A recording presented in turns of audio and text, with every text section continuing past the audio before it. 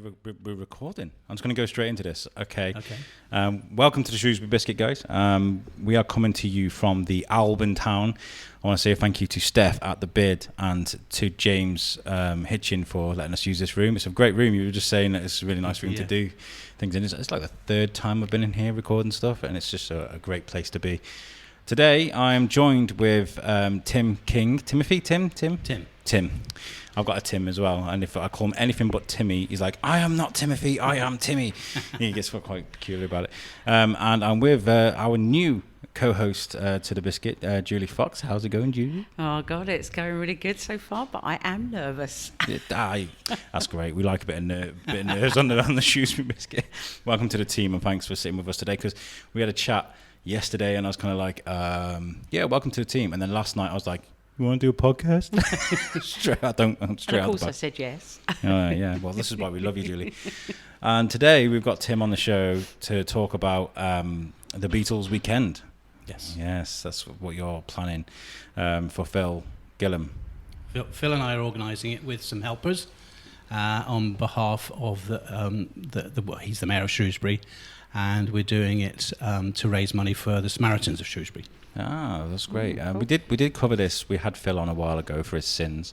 We wanted to find out what it was like to be a mayor, and he seems to be having a whale of a time. He's certainly busy. Yeah, well, I always joke about when I saw him at Comic Salopia, because I was like, how is it? And he was kind of like, it's a lot. It kind of took him by surprise. He was here, there, everywhere. So how do you know Phil? Have you known him for a while? Well, I knew Phil when he was at the Chronicle, and I used to work at Shrewsbury Museum. Before that, I was a tourism officer at Shropshire Council. Ooh. And so my job was to promote things going on in the county, and he was one of the local journalists I knew. So, and we both share a passion for the Beatles. Oh, right, okay. So I've kind of... The things that you've planned in Shrewsbury, what are the things that spring to mind when you think about things that you've organised? Oh, in the past, yeah. Yeah, in the past.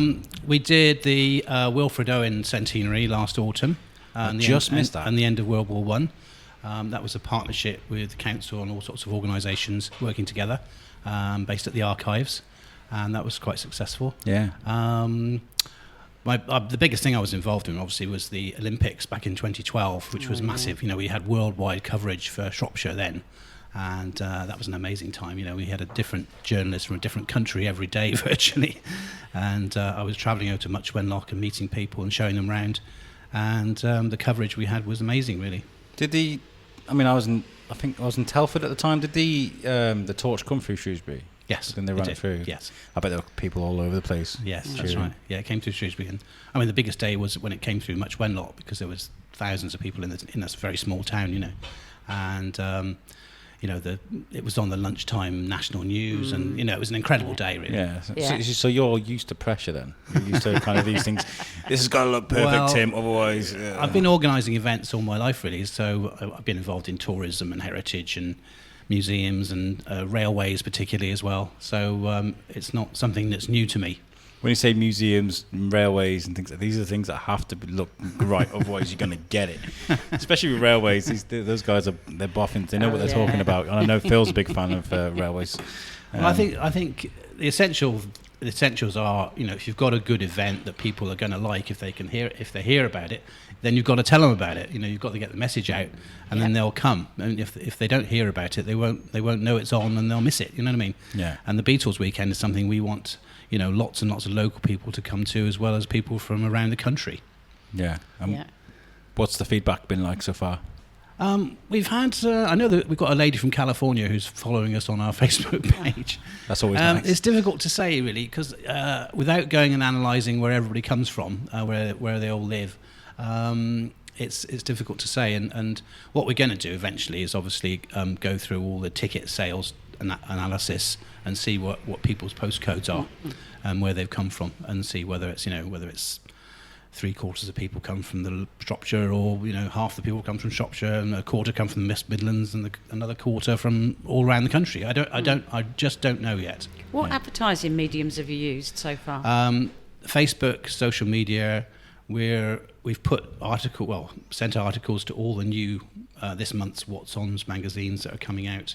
We're on the cover of My Shrewsbury, the next issue. Yep. And hopefully we're going to be on the TV with a thing I'm going to tell you about in a minute. Yeah. But I have to say, when you're organising an event in a particular place like Shrewsbury, it's quite difficult if you have no budget to get the message out. I know all about that. Outside of Shropshire. So, we do depend on the broadcasters. There's a 1 hour long Beatles show on Radio Merseyside, and we've sent information to them. Whether they've actually put it on, I don't know yet. Yeah. But I sent one of our brochures to the presenter, Ian Kennedy. So it's things like that. And also we've had tremendous support from the Beatles magazine, which is it's an online magazine. Wow, that's fantastic. We had a banner on their homepage so people could click straight through to our Facebook page. And we've also had tremendous support from the British Beatles fan club. And they've put us in, we're in their magazine, we're on their website, the whole programme's there. And we've been supported by the bid as well, that we're on their, the official Shrewsbury website. And this morning we've had an article on Shropshire Live, the magazine that talks about all things in Shropshire. And so it's just everywhere we can put it, really. And the Shrewsbury Biscuit, of course. And the Shrewsbury Biscuit, which is obviously has thousands of listeners. Oh yeah, worldwide, baby. But I think you've got to explore every avenue, really. I mean, we've had the brochure done. We've only done 2,000 copies of the brochure, but that's almost kind of been given out to everybody now. If anybody wants a brochure, then they can download a copy from our Facebook page, which is facebook.com/Shrewsbury Beatles. Yeah, please do, because there's lots of information on there, and you really have gone all out. I mean, how ambitious actually have you been? Because I know some people are like, do you know what? I'm just gonna email the Beatles, or what, any of the Beatles that are still out there, like Twitter, anything. Just be like, see if we can get something off Paul Tweet McCartney. the Beatles. Yeah. Well, I mean, the first port of call really was to check with the Apple Corps office in London about how we use the Beatles name, because it's obviously a protected copyright, and their image is copyright. So we had to explore. So that's literally when we had the idea months ago.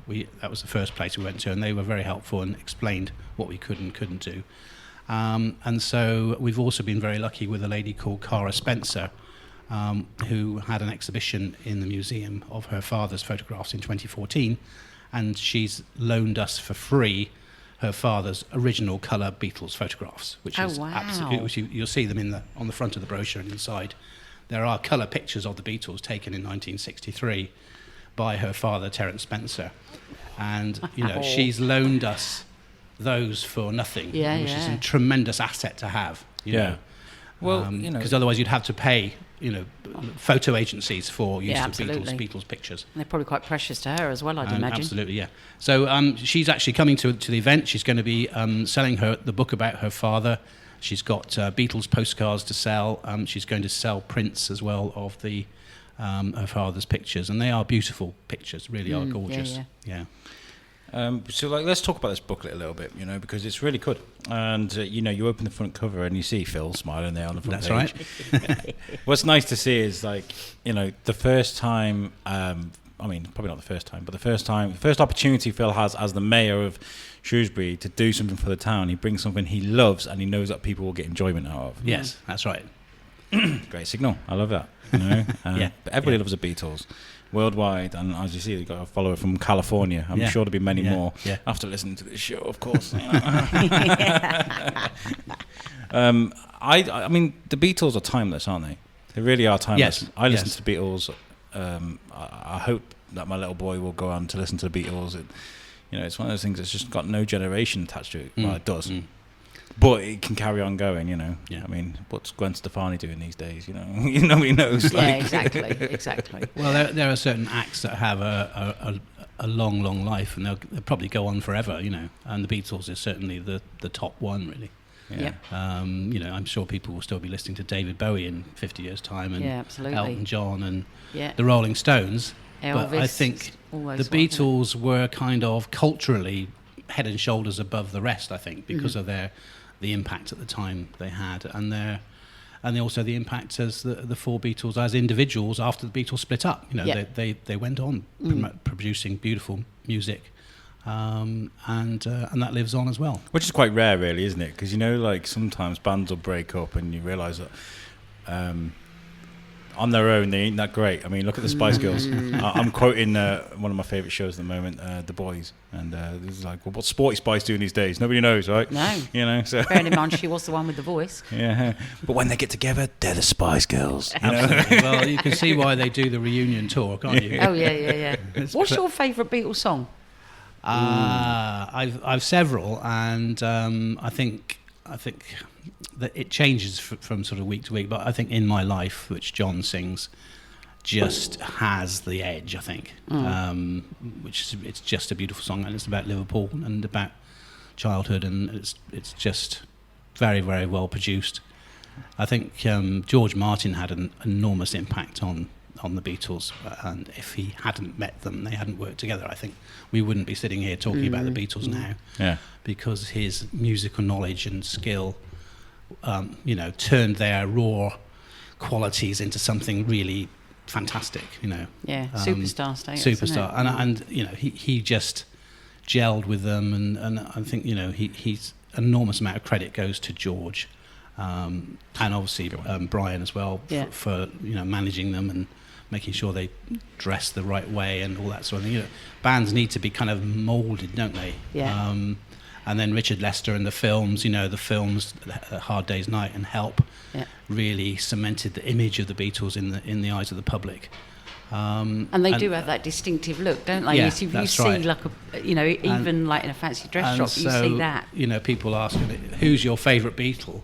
And you always come up with an answer because the characters of them are in your mind. They've been created in your mind, so you can choose which is your favourite. A lot of bands, I wouldn't know who apart from the lead singer, I wouldn't know who the other members of the band were. And they all went for different phases as well, obviously. Yeah. John So Lennon. who's your favourite then? Well, growing up, my favourite was George and Ringo, really. I think George's album, All Things Must Pass, which he produced after he left the Beatles, is really fantastic. It's a really great piece of work, and he was the one who, he only got one song on a record, on an album, and he was really itching to get more and more songs produced by them, really. And so I really love George, and George had lots of different aspects to him. He was a big filmmaker with handmade films. He was all into all that in Indian music, and he had a lot of sides to him, and it's such a shame he's not with us now. You just don't get that you don't get that much anymore. You really don't. I mean, like, I'm noticing now with artists that are on the music in the music industry, like they'll pop up, they'll be the biggest thing on the planet for about 2 years, and then they're gone. Yeah, that's right. So like getting involved with movies, comic books, every kind of media they can grab their hands onto. Back in the day for the Beatles was like, it's quite special, isn't it? Because you don't see that nowadays. You really don't. That's right. I saw that you got like merchandise, haven't you? Like the Beatle dolls. Oh yeah, I mean all that. I had Beatle bedspread. I had a Beatle lampshade when I was a kid, and Beatle wallpaper, and even a plastic Beatles wig. Have you got any of that now? Still? No, I haven't. Because that'd be worth some money. I went through a phase where I think it was in the early 70s where I was much more into the likes of Pink Floyd and David Bowie and Elton John, and the Beatles get kind of split up, and they were kind of they were literally yesterday. Yesterday. And you kind of moved on, But then later in life I went back to them, and I wish I'd kept all that stuff really, because it would have been worth a bit now. It would have been it definitely would. Could have retired earlier. Yeah. So, but this isn't just a vanity project from the mayor either. It's like, obviously there's the message there is for the Samaritans, and if anybody can't pick up a leaflet, I do urge you to free phone the Samaritans on 116123 or email joe@samaritans.org. See if you can help out some way, because the message is there, isn't it? Like, the Samaritans do an awful lot for a cause that I'm quite passionate about, mental health. And, so well done, Phil, for attaching such a huge project like this to the Samaritans. A lot of respect there. Now let's talk about the message of support you've had off people then. So you were saying Helen Shapiro, she's been a big part of this. That's right, yes. We tracked her down through her own website, and her American friend actually phoned me up, and he said, "Tim, is there anything we can do to help?" Wow, that's amazing. And I thought, ooh. Well, first of all I said, well, would Helen like to come along to the event? And They said, well, unfortunately, she doesn't really come to public events anymore. She's sort of retired. She does things through her church, and she still sings, And I said, well, would she write us a message of support? And he said, yeah, I'll go and ask her. I'll ask her tomorrow. And then an email came back from Helen saying, with the words that we got in there, saying, hope you have a fantastic time. Shall I read it out? Yeah. She says, to all attending the Shrewsbury Beatles Weekend, I send you warm greetings and trust that you will have a wonderful time whilst raising money for the Samaritans. A very worthy cause.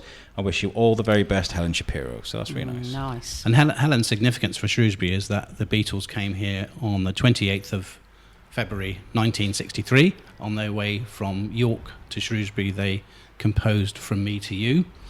And they were supporting Helen. Helen was the lead act at the Granada Theatre, along with lots of other acts as well. And so, she was the big star of that day, and the Beatles were backing her up. Wow. See, I never knew the Beatles had been to Shrewsbury.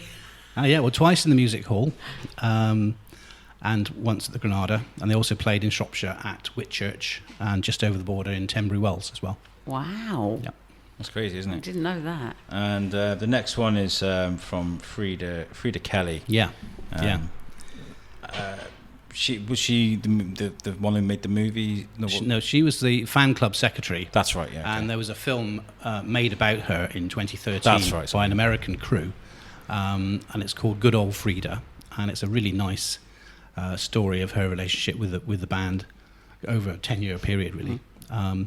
And so the film's distributor is in Los Angeles, and again, I said to them, any chance of getting a message from Frida?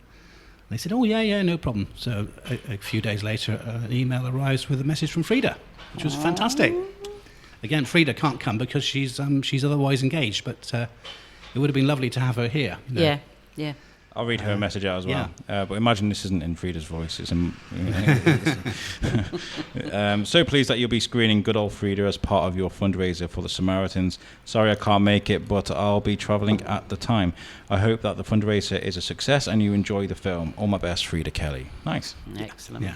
Nice. I mean, you could write to Paul McCartney and say, send us a message, but I think the chances of him responding are pretty remote because he probably receives thousands of letters a day from all around the world. So, unless you can find a very close friend of Paul who can twist his arm. Yeah. And I don't happen to know a very close friend of Paul. I'm sure he's got a Twitter account. Maybe hound him on Twitter a bit. Well, maybe. Yeah, but he doesn't actually write the words on his Twitter account, does he? Or his Facebook account. Somebody else does it for him.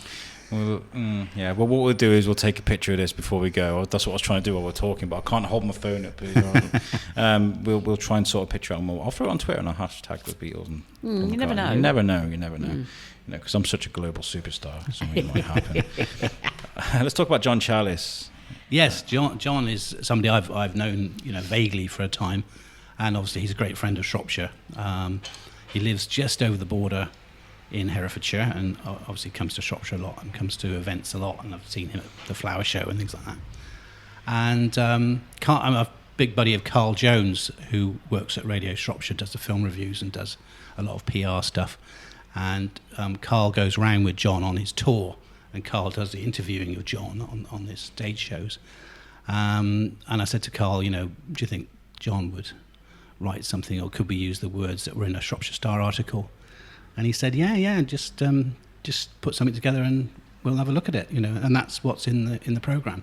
Oh. And his story is, well, I don't know whether you want to paraphrase it, but basically he was up for a part in Magical Mystery Tour, but it clashed with something he was doing for the BBC, and he couldn't get out of it, so he couldn't actually do that day. Oh, what a shame. So it was one of those big near misses. Yeah. He could have been in Magical Mystery Tour. On the coach. You can imagine John on the coach, singing away with all the others, with all the strange characters on the coach. Have you seen the film?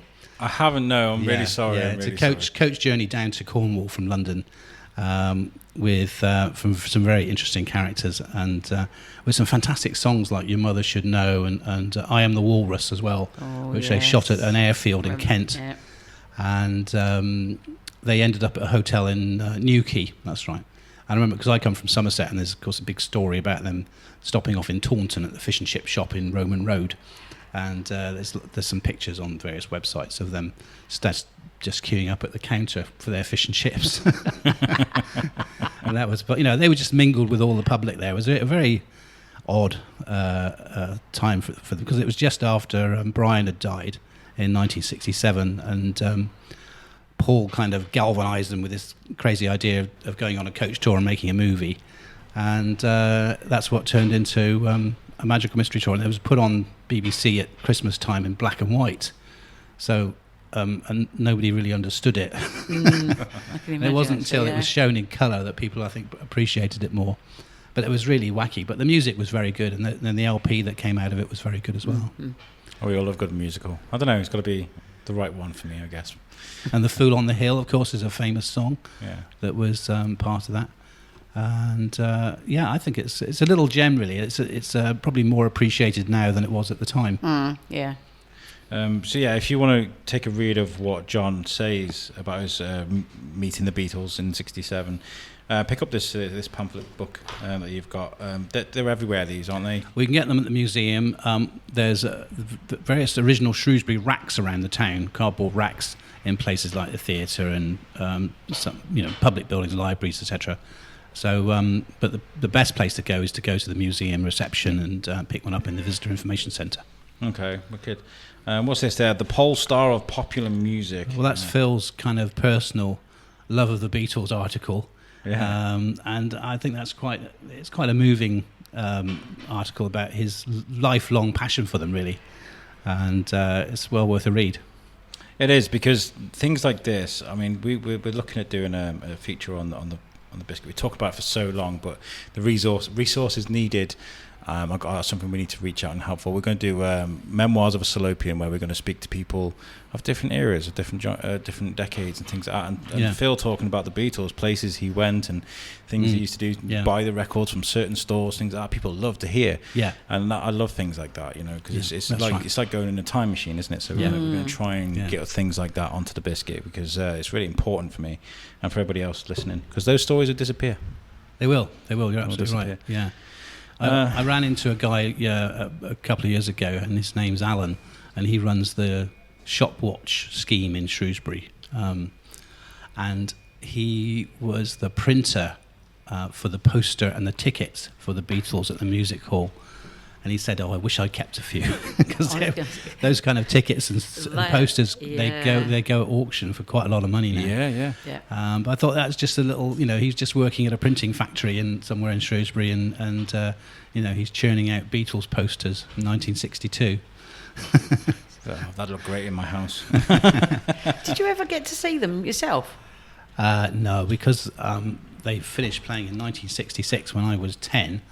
But I did have a very odd experience one year, because we used to go to travel shows at the NEC in Birmingham, and the big arena is just next to where all the exhibition halls are, and I looked up and I saw the words Paul McCartney. I thought, this is about 1992, and he hadn't really done much live before that kind of early 90s period, and so I thought, I'd never get in there, will those be sold out?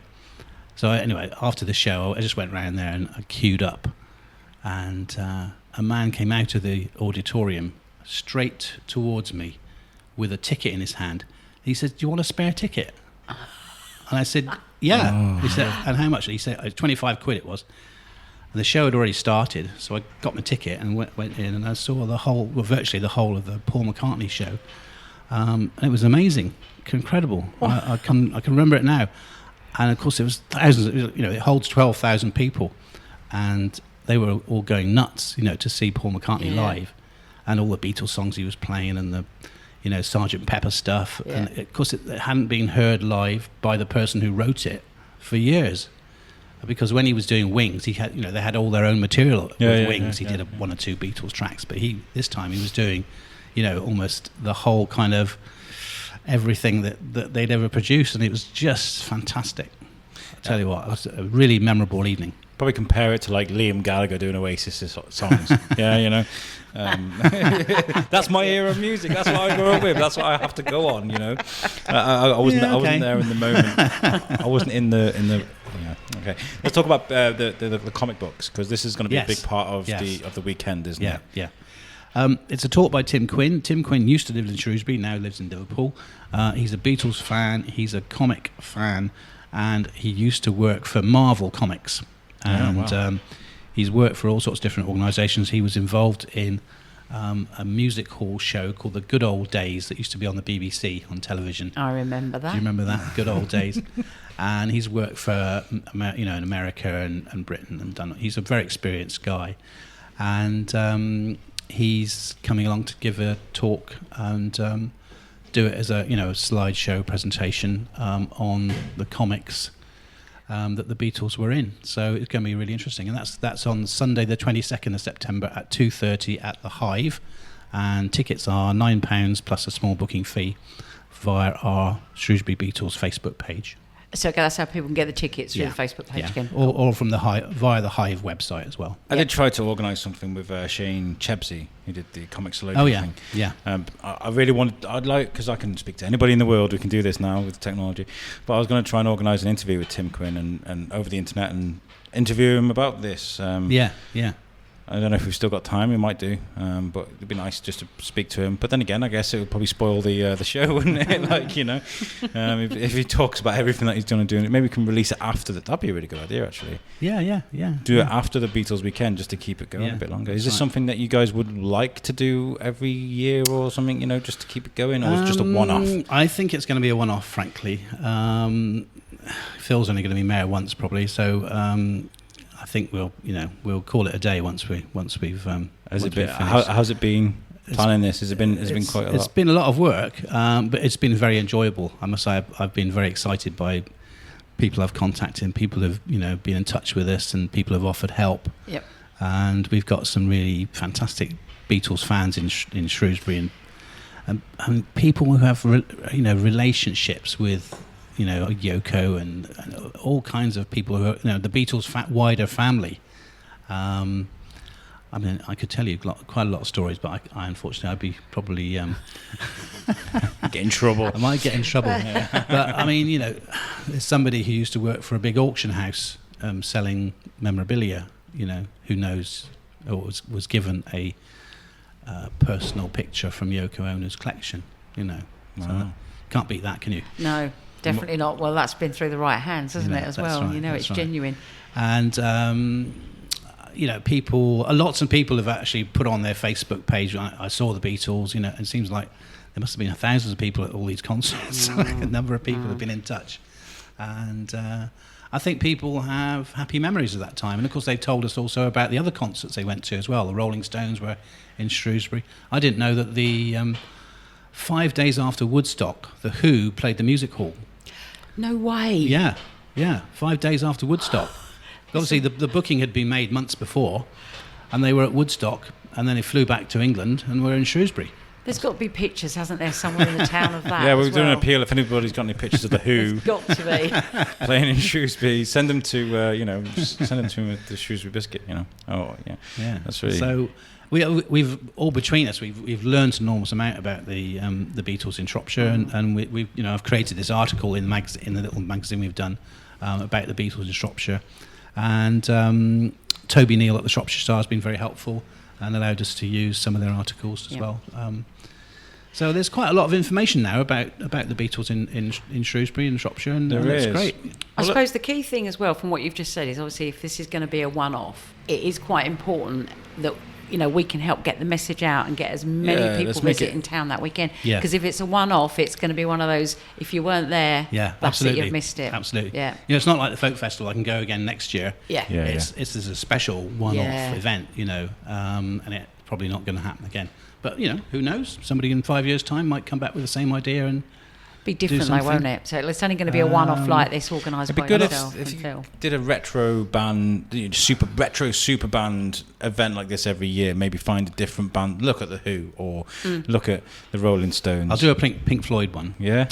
Yes, please. Yes, I love the Floyd. But I think also this year is the 50th anniversary of the Abbey Road album. And that's on the 26th of September, so it's just, we're just the weekend before that real 50th anniversary.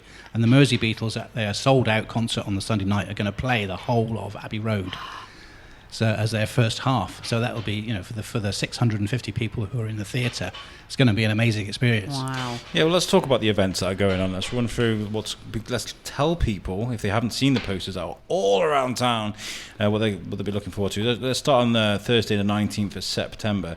This is the pre Well, I wanted to involve the Sabrina boat, and the only night they could do was Thursday night, you see. So it's why it's described as a preview event. Yeah. And it's sold out, 60 people. And Tony Stanton, who's a local musician, he's going to be playing Beatles songs, and they'll have records as well. So it's a couple of hours up and down the river. And that's already sold out? Already sold out, yeah. Wow. We sold out a few weeks ago. If you stand close enough to the river, not too close to the river, well, you might get a glimpse of the Sabrina coming past, blasting out Beatles. Yeah, that's right. Go and stand Bridge and stand on the Welsh Bridge, and you'll hear the boat going up and down, blasting out the Beatles. Love me do. It's gone. Let it boat. So then that leads us on to the 20th, which is the Friday. Yeah. And you've got the movie. Oh, there's loads going on. You got Blackbeat playing. Yeah, Backbeat's a drama about the Beatles in Hamburg, and it was made in 1994, and Ian Softly was the director, and it's a really good story about the relationship between John and Stuart Sutcliffe and Astrid Kircher, who's the German girl that they meet in Hamburg, and of course Klaus Voormann, who's a name connected with the Beatles. This is the time when he becomes a friend of the Beatles and has been a lifelong friend. And I was watching a video of Klaus and Paul in Paul's studio, just a couple of months ago, them playing together. So that's been a incredibly long, fruitful relationship. And of course he designed the cover of the Revolver album. Klaus did that one. So he's iconic. He's been and he played bass on quite a lot of the individual Beatles albums after they split up, like Imagine and some of George's and Ringo's, I think. Just to be attached to anything that those guys touched, is got to be a huge honour for anyone. I remember my uncle-in-law, he works in an antique store just around the corner, and he found something. He come across something that was original Beatles thing, and he was talking about it for weeks. He was like falling on a treasure chest, honestly, as an antiques dealer. Yeah. And just because it was an original thing, he was just. That's right. That's right. Yeah. What's going on at the launch event? Well, we're going to use the chapel bar. We're going to have, hopefully, some of our special guests will be with us. And it'll be kind of just an informal official opening by the mayor, and the bar will be open, and it's just a chance for those who've been involved to get together. And we're inviting all our suppliers. Look, we've got loads and loads of local suppliers, people who made the T-shirts, printed our fridge magnets, and we've got shopping bags, Beatles Weekend shopping bags. You can get them in the museum. People have done design work for us, like Mike Ashton, who did all our logos and artwork. And it's just a chance to say thank you to them as well, and get friends together. And it's open to anybody who wants to come along. It's not a private function. We put it in the brochure, say just turn up and I might do buy a drink and come along. So where can you buy all that stuff from then that you just said? In the museum. So literally everything's going to be sold in the museum. We've got Beatles mugs, which are double-sided, so you've got the logo on both sides, and those are $4.95, and they're in the museum. We've got a page in the brochure about souvenirs, and we're also going to have, which we haven't really spoken about yet, I know, a special beer. Really? Yes. Now my eyes prick up. Your eyes will prick up. Hobson's Brewery down in the south of the county are badging a bottled beer as Shrewsbury Beatles Weekend, and that's going to be on sale in various the venues we're using at the weekend and before the weekend. And hopefully, if people want to buy it, then they can buy a souvenir bottle behind the bar in the Butter Market or the theatre. And so that's good. What's the beer going to be called? Did you say? It's called. It's literally they're using our Shrewsbury Beatles Weekend, logo as the label. Oh, okay. Oh, okay. Yeah. But we haven't they haven't come out yet, so this is like a super exclusive. Exclusive at the Biscuit, guys. We will try and get to the launch event because I would love for the Biscuit to be part of that. So come and talk to people. I'll speak to Shane and Julie after this if we're available. So that's 6 o'clock on Friday. So and Backbeat is 4 o'clock on Friday on the 20th of September. Now all the film tickets you get them on the Theatre 7 website, and they're £8, no booking fee. Which is cheaper than the cinema these days, so that's not. No, we wanted to make it reasonable price. You want people to come, don't you? So if you want to come to more than one film, it's not going to cost you an arm and a leg. And not just that, where can you go to watch these movies on the big screen these days? You can't really. So this would be a nice opportunity, and you've got Looking for Lennon. What's Hard Day's Night? Hard Day's Night. So many good old Frida and 8 Days a Week. Oh yeah, some good. So films. we've got old films, if you like, the Hard Day's Night from 1964, right up to 8 Days a Week, which was a couple of years ago. Yeah. Did you see the new Beatles film? I'm going tonight. Are you? Yes, in Wellington, in the new cinema in Wellington. Yeah, the Orbit. Yeah. Have you heard about this movie, Julie? Yesterday. It's about a guy who wakes up and everybody forgets the Beatles but him. Yeah. So he starts playing Yesterday on a guitar, and people are like, well, did you write that yourself? And he's like, no, it's the Beatles. And they're like, the Who? And his mind just explodes. It's quite... Now you've just said that is vaguely familiar, actually. I do remember reading about that somewhere. Yeah. I think it's written by Richard Curtis, and it seemed to have done quite well when it came out. And it seems to be one of those sort of fantasy stories. When the Beatles gave it their thumbs up. So I missed it. I'm going to catch it when it's on Blu-ray. I'll definitely watch it. It's coming out on DVD in November. So at the moment in Shropshire, is it all sort of Telford Wrekin? Is that where it can be seen? Then down at Wellington, it's only on Wellington tonight. It's been on this. It's been on this afternoon and yesterday afternoon because it was a worldwide release, but it's kind of late in the day now, so there's only certain places. If anyone wants the chance to catch it now. It came out at the end of June. So it's kind of done its course really in mainstream cinema. So it's it has played a lot in Shropshire. And Wem Town Hall has it as well. Yeah. Because I kept thinking, I can't go that night. I can't go that. You see it on that particular one night. I can't go. I've got to do something else. So I saw it was on at Wellington. I thought, right, I'm going to book tickets, and that's £8 as well. So that's good value. It's all nice and cheap, then, isn't it? Yeah. You wanted to ask about the tour, didn't you? Oh yes, in terms of like the going around town, in terms of the different places who is doing the tour? Right, Maggie Love is going to do the tour on the Saturday morning. Yep. She is a tourist guide. She's also an ambassador for Shrewsbury, and she has quite a, shall we say, theatrical background and was involved in choreographing movies in her past career. And then we're going to take people. It's primarily aimed at people who haven't been to Shrewsbury before. Yep. And give them just an hour around the historic centre. Show them some of the medieval and Tudor buildings. And then we're going to go up to the balcony of the music hall, and then we're going to have some little surprises.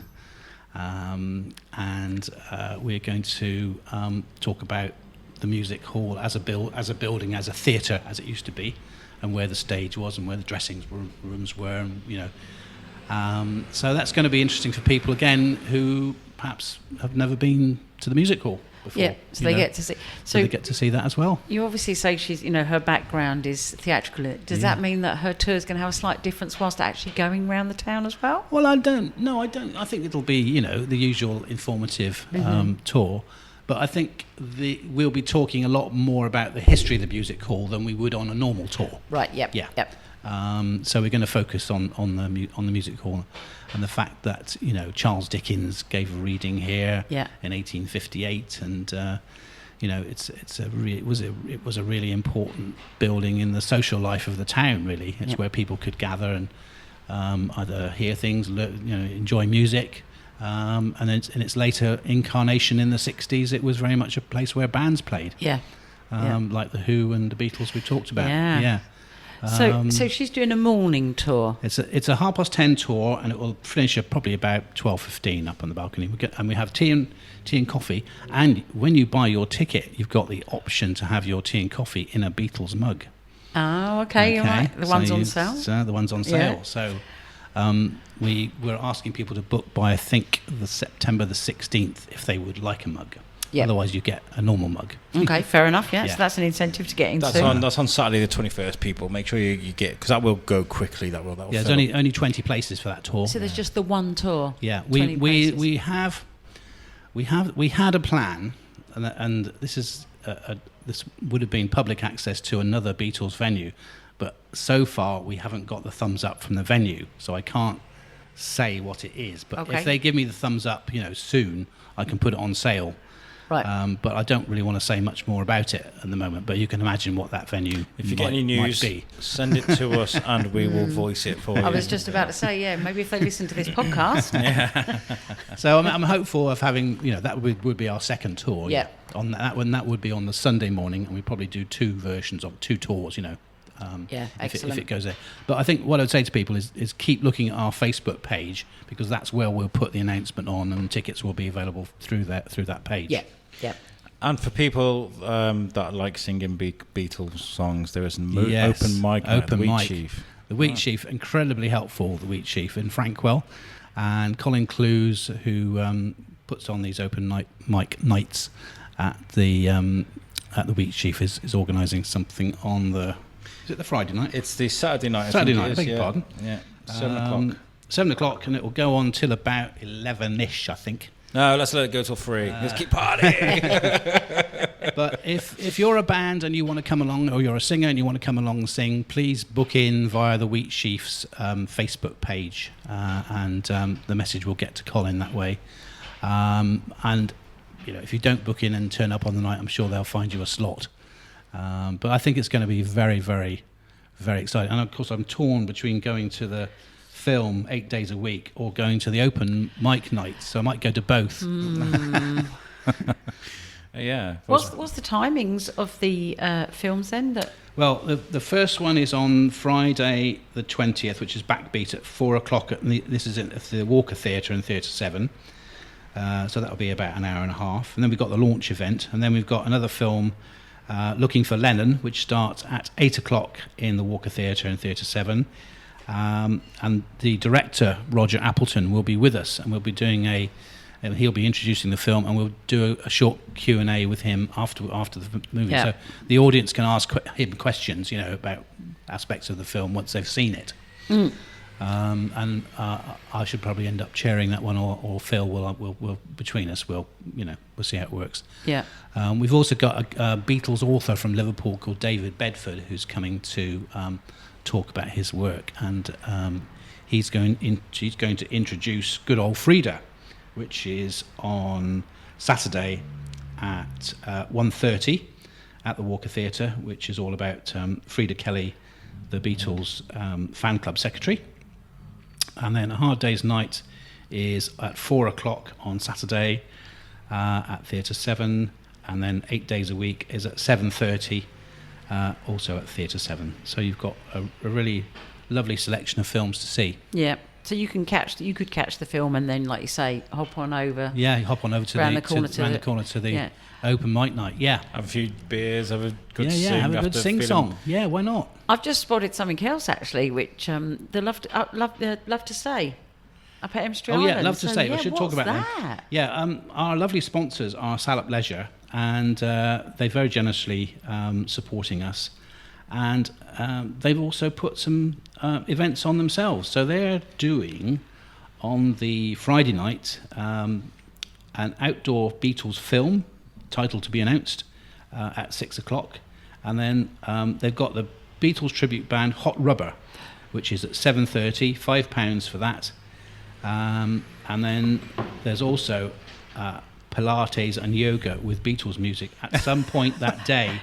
So have a look on their website, and it's their Love to Stay resort. Yeah, that's what near Ems Island. Caught my eye was the Pilates and yoga. The romantic Ems Island. which is like Love Island, I suppose, isn't it?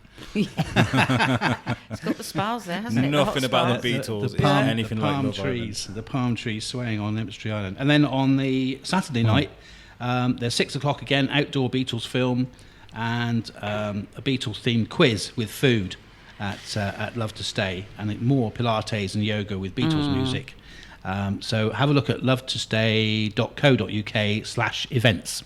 So you'd get the tickets for that direct from them? Yes, yep. that's right. They should have mixed it up. They should have done the open mic night with the Pilates and the yoga at the same time. in the Whilst sitting in a hot tub down there. Actually, that would be really cool. Like all the hot tubs lined up, film screen. So like instead of like have the drive-in movies, you've got like the spa sitting. How about they could have yoga submarine? They've got a lovely swimming pool at Love to Stay, apparently. It's beautiful fresh water. They've got the freshwater outdoor ones, haven't fantastic. they? Yeah, I know. Yeah. I've never been there. Looks like a brilliant place. Should be like, I'm from the Shrewsbury Biscuit. Hook us up with a hot tub. You need to have a look down there. It's really cool. Well, maybe you could do a podcast from the Love to Stay resort. Yeah, talk to the people who stay there. Actually, it's a good shout because they've got lots there, and they've got obviously they've got. And they're opening a glamping new gym as well. Amanda Arnold is involved with the new gym down there. The gin gym. A gym. I'd definitely be going to that. We're sat in James Hitchens' lab at the moment where he does his gin cocktails. So we should speak to him about that. We're not touching them, James. We promise. No. Put that Bloody Mary down.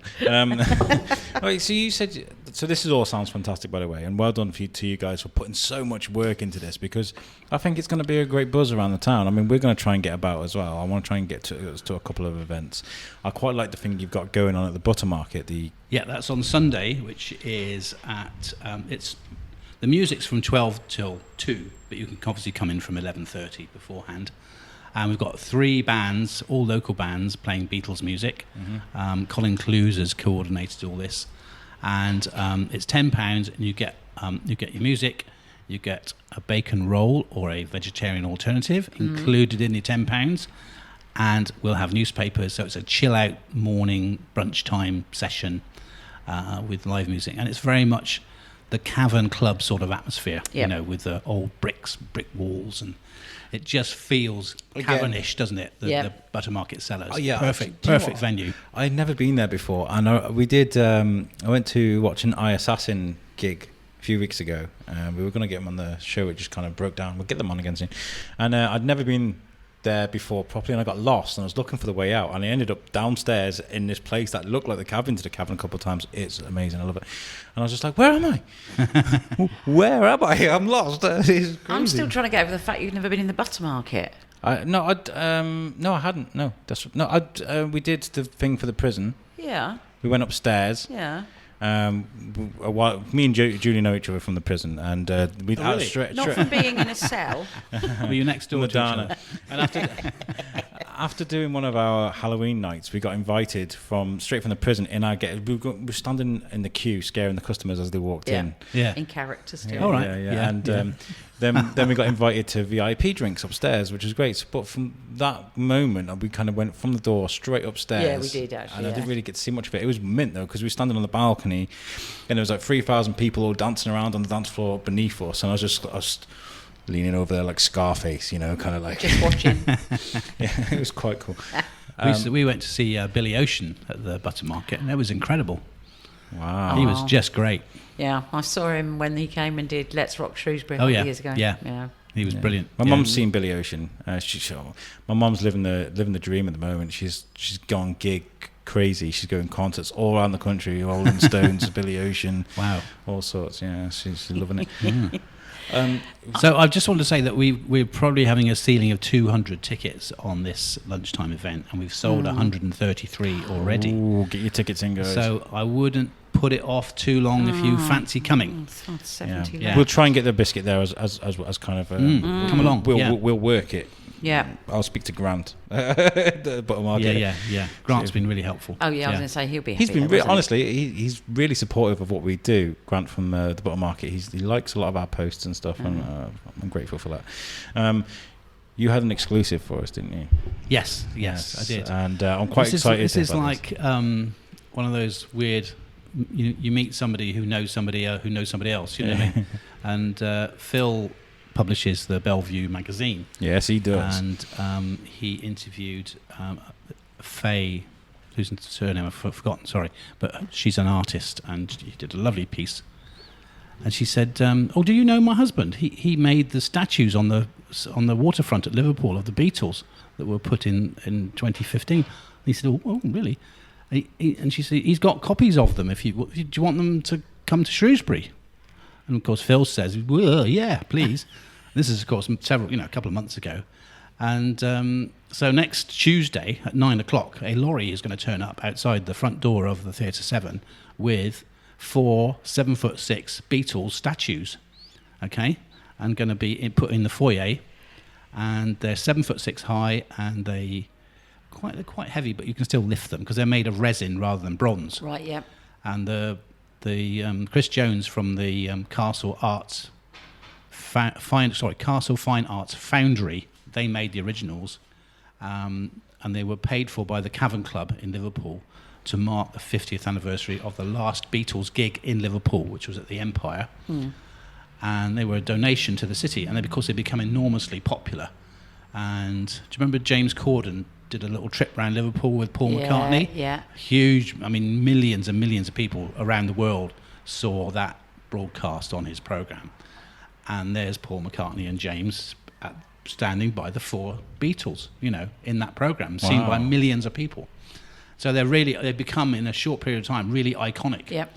And we are having effectively them, but copies of them, here in Shrewsbury. Well, that's brilliant. That is ace. Isn't that amazing? That is really cool. So you'll be able to go into the foyer at the theatre and see them for free, and take a picture and have your selfie done with them. Yeah.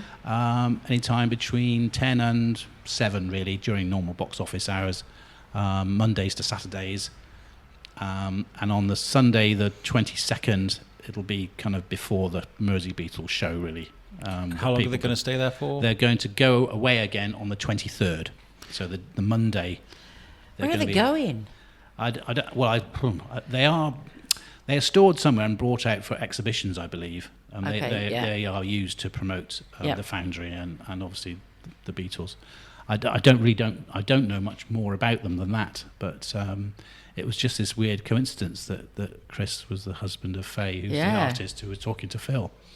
So guys, there's a photo opportunity for you. If you're a big fan of the Beatles, whether you're going to get involved with all these events or not, there's going to be a great photo opportunity for you at Theatre 7. Make sure you go and get a photo, because these things will go away, and like Tim just said, this is a one-off event, and once they've gone away, they're probably not going to come back to Shrewsbury. So that's right. Make sure you check that out. Theatre 7. And it's nice that the Foundry is based near Oswestry, so it's a kind of Shropshire connection. Of course. They've got, I think, 2 or 3 different bases around the country where they actually make things. The Oswestry also had a connection with George Harrison. Shall I tell you about that? There's a guy called John Croft who lives at Llanny Blodwell, which is near Oswestry, and he is a big ukulele fan, and he persuaded George Harrison to join the Ukulele Club of Great Britain, and he ended up on the committee, I think, for a time. And George used to go to Llanny Blodwell to see John, and they would sit and talk ukuleles till the cows came home. Between about 91 and 2000-ish, there's a sort of 10-year period. So, George was popping into Shropshire to talk ukuleles. I wonder how many people knew that. Yeah. And somebody told me they saw a huge red Rolls Royce with the number plate R1NGO, Ringo, in Shrewsbury not long ago. But I don't know whether that really is Ringo's car. Could be an impersonator. I don't know. But of all the Beatles, I'd have thought Ringo would be the one that might do something with you guys. Because what's he doing these days? He's just he goes on tour with his band, and I think he does live most of his time in America now, doesn't he? Yeah, I was going to say, just get him over here. Yeah. And he has a house in Monte Carlo, I think. But I think he sold at least one of his houses in Britain. I don't know. I mean, we haven't really tried that angle. Yeah. What would have been great is if we could have organised like a Beatles auction. People bring some of their memorabilia stuff that they want to donate. No, I did ask Christina Trevanian about that, and unfortunately she wasn't available. But I thought that was a good idea to get people, even just a valuation day, to get people to bring their stuff along. I have a question, and I don't know if it's something you thought about or whether it would be happening, but Abbey Road.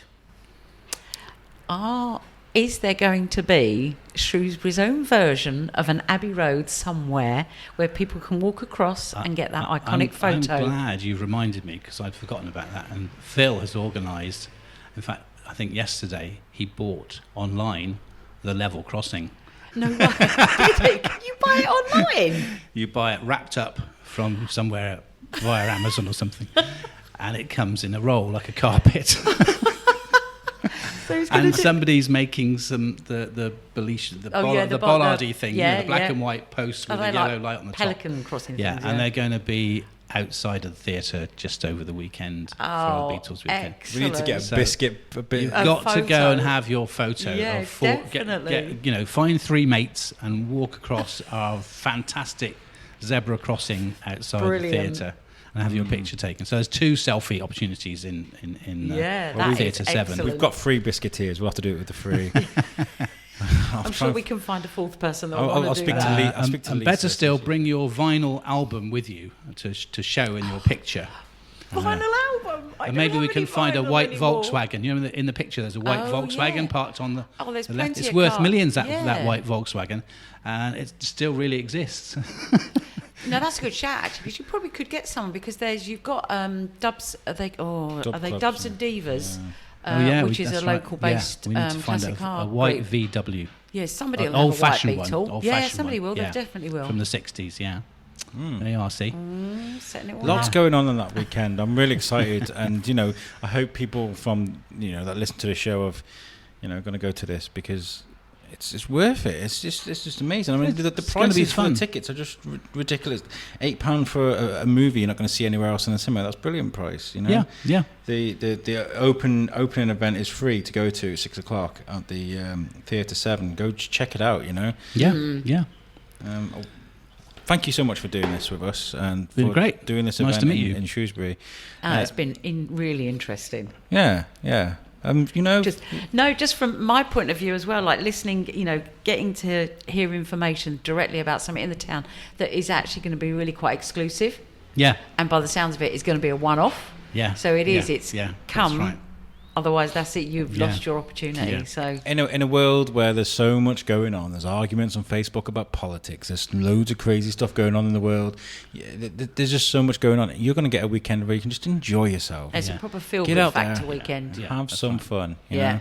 We have got another souvenir which I haven't mentioned, which is we have got T-shirts and sweatshirts which are available.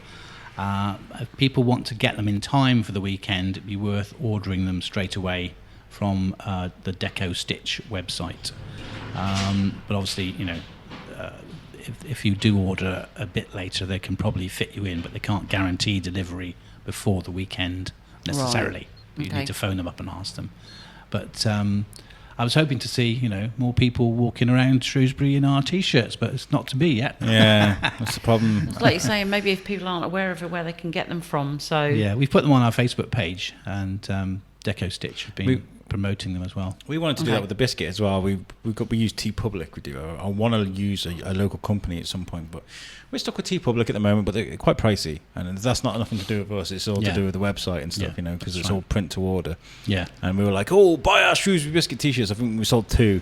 Those 2 are one for me and one for Shane. I'll have to get Julie one. I think. We had obviously, if we'd had more, shall we say, our wallets were fatter, we could have printed some off, and had them in stock in various places. But it's just, that's the old-fashioned way of doing things. I don't know how many would sell. I don't know how many would be left over.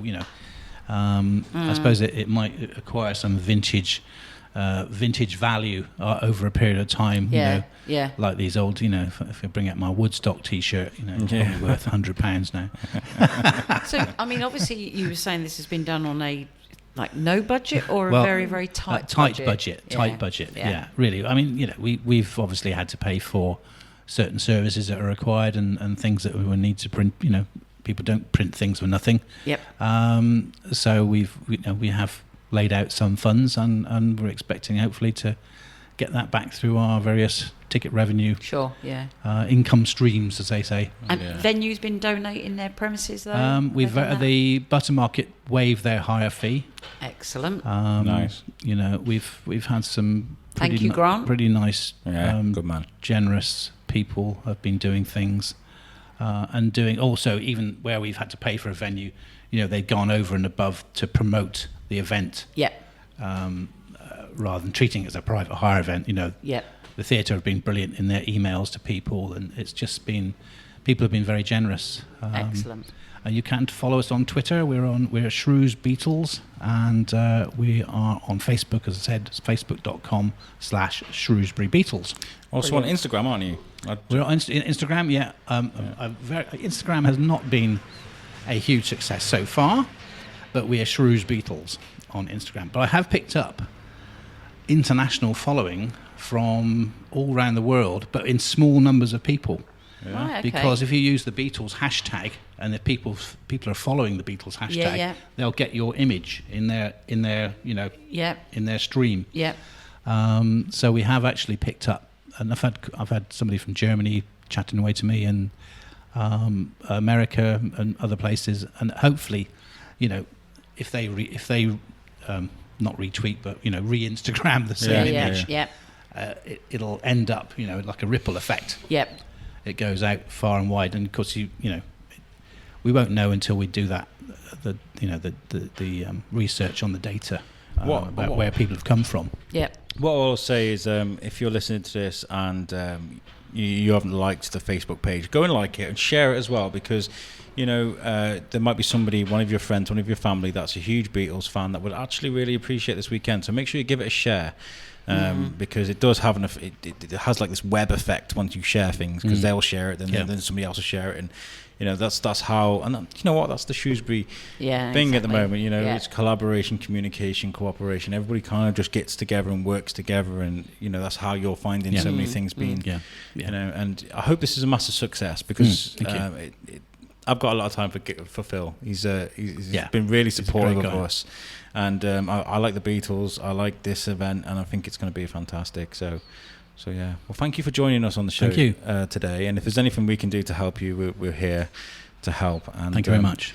And Julie, well done. That was your first podcast. You did really well. We were panicking because I've got my confession to make today is I've been super busy. I have my little boy and had so much going on. I had like 3 or 4 things to do this morning. And I was just like, and so I didn't have time to sit and write. Usually I write a plan for an episode. I didn't. I was like, we're just going to wing it. And Julie was like, her head exploded. She was like,